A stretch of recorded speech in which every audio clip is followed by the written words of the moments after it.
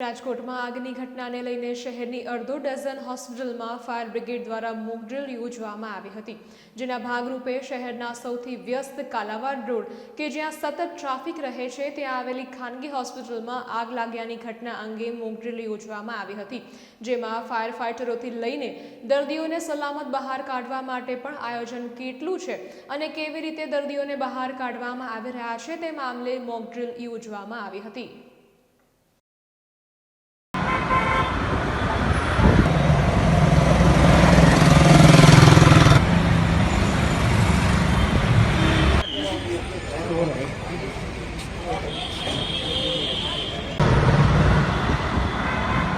આજરોજ રાજકોટ મહાનગરપાલિકા ખાતેના ફાયર અંતર્ગતના નિયમોનું કડકપણે પાલન થાય એ માટે ફાયર મોક ડ્રીલનું આયોજન કરેલું હતું વોકાર્ડ હોસ્પિટલમાં, જ્યાંથી અમે લોકોએ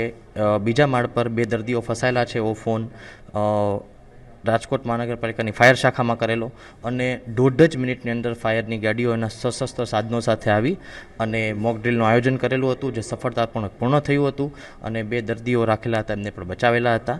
અને એમને સહી સલામત સ્થળે મોકલેલા હતા। આજરોજ રાજ્ય સરકારશ્રીના આદેશ મુજબ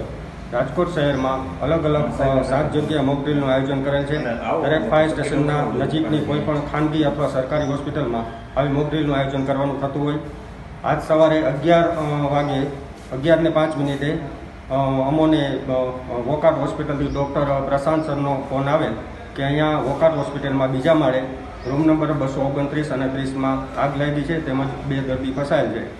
આ કોલ મળતા હું અને મારી ટીમ તાત્કાલિક કાલારોડ ફાયર સ્ટેશનથી રવાના થયેલ છે અને લગભગ 1.5 મિનિટના ટાઈમમાં જ અમે રિસ્પોન્ડ આપી દીધો અને વોકાર્ડ હોસ્પિટલ ખાતે પહોંચી રેસ્ક્યુ ઓપરેશન ચાલુ કરી દીધેલ। ત્યારબાદ બીજા માળે જે રૂમનો આગ લાગેલી હતી ત્યાં જઈ અહીંયા લગાવેલ જે ફાયર સિસ્ટમ છે તેનો જ ઉપયોગ કરી અને આગ બુઝાવી નાખેલ, તેમજ 2 દર્દીને અન્ય સલામત વોર્ડમાં શિફ્ટ કરેલ છે।